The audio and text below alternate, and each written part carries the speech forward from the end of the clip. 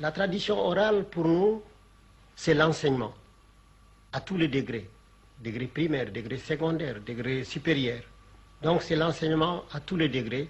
Ça englobe aussi bien la morale, la philosophie, les mathématiques, la géométrie, et tout ce qui s'appelle connaissances humaines, tant au point de vue culturel qu'au point de vue cultuel.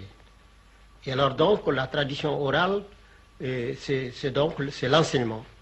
Et or cet enseignement est donné par des vieillards. Et c'est ce qui constitue l'initiation. Que c'est que l'initiation? C'est le fait de suivre les leçons d'un maître.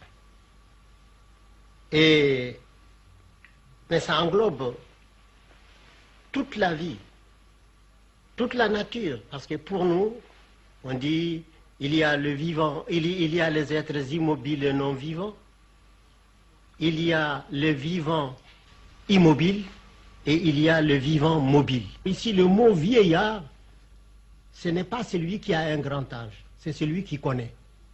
Alors donc, vous avez des vieillards de 20 ans et vous avez des enfants de 72 ans. Alors donc, c'est une question de savoir. Le mot ce n'est pas la question, c'est le savoir. Le vieillard est un homme qui connaît. Il ne faut pas seulement croire que ça veut dire absolument le vieillard en âge.